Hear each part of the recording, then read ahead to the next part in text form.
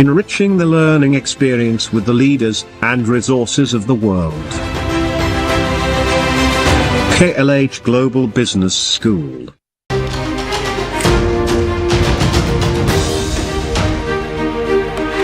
తొమ్మిది నెలల నిరీక్షణ ఇటకెలకు తెరపడబోతోంది. సునీత విలియమ్స్ తిరిగి భూభాగంలోకి అడుగు పెట్టబోతున్నారు. ఇప్పటికే తన తిరుగు ప్రయాణం ప్రారంభమైంది. ఇంటర్నేషనల్ స్పేస్ స్టేషన్ నుంచి క్రూటన్ రాకెట్ విడిపోయింది. బుధవారం తెల్లవారుజామున 2:41 భూ వాతావరణంలోకి అడుగు పెట్టబోతోంది. అయితే క్రూ డ్రాగన్ వ్యోమ నౌక ఇక్కడికి ప్రవేశించబోతోంది. బుధవారం ఉదయం 3:27 ఫ్లోరిడాలో ల్యాండ్ అయ్యే అవకాశం ఉంది. ఇక సముద్రంలో ల్యాండ్ ఉండడంతో రెస్క్యూ కోసం కూడా ఏర్పాట్లు సిద్ధమయ్యాయి. ఉదయం 8:15 తర్వాత హ్యూస్టన్లోని జాన్సన్ స్పేస్ సెంటర్కు సునీత విలియమ్స్ బృందం చేరుకుంటుంది. జాన్సన్ స్పేస్ సెంటర్లో సునీత విలియమ్స్కి వైద్య పరీక్షలు నిర్వహిస్తారు. అంతరిక్షంలో ఎక్కువ రోజులు గడపడంతో శారీరక పరిస్థితి పైన డాక్టర్లు ట్రీట్మెంట్ అందించబోతున్నారు. భూ వాతావరణానికి అలవాటు పడేలా సునీతకి వైద్యం చేయబోతున్నారు. అయితే ఇక్కడ 9 నెలల నిరీక్షణకి ఎటకెలకి తెరపడింది. 2024 జూన్లో వారి ప్రయాణం ప్రారంభమైంది. అప్పటి నుంచి ఇప్పటివరకు కూడా నిర్విరామంగా అక్కడ వారు పరిశోధనలు చేస్తూనే ఉన్నారు. అయితే అక్కడి వాతావరణానికి అలవాటు పడిపోయినటువంటి శరీరం ఒకసారిగా భూ వాతావరణంలోకి రావగానే ఎలా ఉంటుందనే దానిపైన కొంత ఆందోళన వ్యక్తమవుతోంది. సో ప్రజెంట్ క్రూ9 సంబంధించి ఆ డాకింగ్ ఐఎస్ఎస్ సంబంధించి ఇంటర్నేషనల్ స్పేస్ షిప్తో డాకింగ్ జరిగింది. అంటే రెండు కలిసిపోయాయి. ప్రజెంట్ ఇటు క్రూ10 నౌకలో నుంచి అందులోకి వెళ్ళిపోయారు. ఆ తర్వాత అక్కడ హ్యాండ్ ఓవర్ జరిగింది. వెంటనే సునీత విలియమ్స్ని ఈరోజు డాకింగ్ విడిపోయింది. అంటే డాకింగ్ జరిగినటువంటి సిచ్యువేషన్ నుంచి అవి విడిపోయాయి. క్రూ10 తిరుగు ప్రయాణం స్టార్ట్ చేసింది. ఈ తిరుగు ప్రయాణంలో సునీత విలియమ్స్, బుచ్ విల్మోర్ ఇద్దరు కూడా వస్తున్నారు.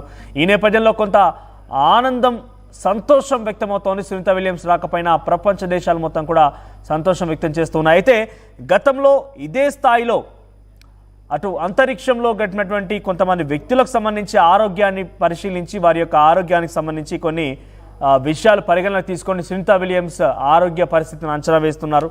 గతంలో రష్యాకు చెందినటువంటి వాలేరీ పాలికోయప్ అనేటువంటి ఒక వ్యక్తి సుమారుగా అంతరిక్షంలో 1990లో 437 రోజులు గడిపాడు. ఈ నేపథ్యంలో ఆయనకు ఎటువంటి అనారోగ్య సమస్యలు తలెత్తాయి, తిరిగి భూ వాతావరణంలోకి వచ్చిన తర్వాత ఆయన ఎటువంటి ఇక్కట్లు ఎదుర్కొన్నాడు, ఆయన విషయంలో ఏం జరిగిందనే విషయాన్ని ముందుగానే వైద్యులు అన్వేషిస్తున్నారు. ఒకసారి సునీత విలియమ్స్, బుచ్ విల్మోర్ ఇద్దరు కూడా తిరిగి భూ వాతావరణంలోకి వచ్చి రాగానే ఎలా ఉండబోతుంది, వారు అంతరిక్షంలో గ్రావిటేషనల్ ఫోర్స్ అటువంటి ఫోర్స్ తక్కువ, గ్రావిటేషనల్ ఫోర్స్ అక్కడ తక్కువగా ఉంటుంది. కాబట్టి ఈ నేపథ్యంలో అక్కడ వారు ఎటువంటి అలవాటు పడిపోయి ఉంటారు, వారి శరీర భాగాలు ఎలా అలవాటు పడిపోయి ఉన్నాయి, అక్కడికి వారి యొక్క పరిస్థితి, ఆరోగ్య పరిస్థితి అక్కడ ఎలా అలవాటు పడిపోయింది, వారు వచ్చి రాగానే 9 నెలల తర్వాత తిరిగి భూ వాతావరణంలోకి వస్తున్నారు. కాబట్టి వారి ఆరోగ్యం ఇక్కడ వచ్చి రాగానే ఎలా అంత ఈజీగా సింక్రనైజ్ అవుతుందా, అంత ఈజీగా సింక్ అవుతుందా అనే విషయంలో కూడా కొంత ఆలోచన చేస్తున్నారు. అయితే ముందుగా ఈ క్రూ10 షిప్ రిటర్న్ ప్రయాణం అయిపోయింది. దాదాపుగా ఈరోజు యాజ్ పర్ అమెరికన్ టైమింగ్స్ ప్రకారంగా అయితే రాత్రి 7:30 సమయానికి సాయంత్రం కల్లా భూ వాతావరణంలోకి అడుగు పెట్టబోతున్నారు, భూకక్షలోకి అడుగు పెట్టబోతున్నారు. యాజ్ పర్ ఇండియన్ టైమింగ్ అయితే బుధవారం 3:21 ఉదయాన్నే బుధవారం రోజున ఇక్కడ అడుగుపెట్టే అవకాశం ఉంది. సో దీని ప్రకారంగా, ఈ కాలమానం ప్రకారంగా అమెరికాలో అయితే ఈరోజు సాయంత్రానికి, రేపు మనకి అటు ఇండియా టైమింగ్ ప్రకారంగా అయితే బుధవారం 3:20 సమయానికి అడుగుపెట్టే అవకాశం ఉంది. సో ఈ నేపథ్యంలో సముద్రంలో ఈ యొక్క నౌక ల్యాండ్ అవుతున్న నేపథ్యంలో రెస్క్యూ కూడా సిద్ధమైంది. అయితే ఆ తర్వాత వెంటనే అక్కడి నుంచి బుధవారం 8:15 సమయంలో తనని హ్యూస్టన్లోని జాన్సన్ స్పేస్ సెంటర్కి తరలిస్తారు. అక్కడ వైద్యుల పర్యవేక్షలు తను దాదాపుగా ఇక్కడ అలవాటు అయ్యేంత వరకు, అంటే భూకక్షలో ఉన్నటువంటి వాతావరణానికి అలవాటు అయ్యేంత వరకు కూడా వైద్యుల పర్యవేక్షణలో ఉంటారు. ఆ తర్వాత తను బయటికి వస్తారు. సో ఏదేమైనా కూడా చాలా ఆందోళన వ్యక్తమవుతోంది, చాలా పెద్ద ఎత్తున ఆసక్తి కూడా వ్యక్తమవుతోంది. గురుత్వాకర్షణ శక్తి ప్రభావం లేకపోవడంలో అంతరిక్షంలో మనుషులు, కీళ్ళు, కండరాల ఎముకలు సాంద్రత చాలా వేగంగా క్షీణించడం మొదలవుతుందని చెప్తున్నారు. అయితే అక్కడి నుంచి ఇక్కడ రాగానే చాలా పెద్ద ఎత్తున కొంత ఇబ్బంది పడే అవకాశం కూడా ఉందని అంచనా వేస్తున్నారు. ఈ నేపథ్యంలో కొంత తగు జాగ్రత్తలు తీసుకునేందుకైతే వైద్యులు సిద్ధమవుతున్నారు. సో మరి కాసేపట్లోనే, కొన్ని గంటల వ్యవధిలోనే, ఇప్పుడు ఆల్రెడీ సమయం 8 కావస్తోంది, ఎగ్జాక్ట్గా ఈ వార్త చెప్పే సమయానికి 8 కావస్తోంది. మరొక 12 గంటల్లోనే ఆవిడ అమెరికాలో ల్యాండ్ కాబోతున్నారు. సముద్రం పైన ఆ క్రూటన్ ల్యాండ్ కాబోతున్న తర్వాత అక్కడి నుంచి సహాయక చర్యల నిమిత్తం చేపట్టి అక్కడి నుంచి తరలించే అవకాశం ఉంది. సో సునీత భూమి మీదికి రానున్న నేపథ్యంలో ఒకసారిగా అందరిలో కూడా సంతోషం వ్యక్తమవుతోంది.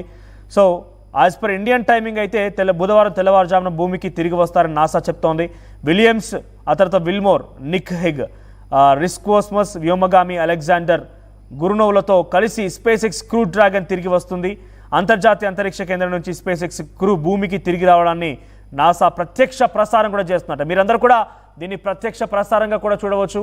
సో ఇప్పటికే బహుశా ఆ లైవ్ టెలికాస్ట్ అనేది ప్రారంభమై ఉంటుంది. నాసా అఫీషియల్ లైవ్ ఇస్తోంది.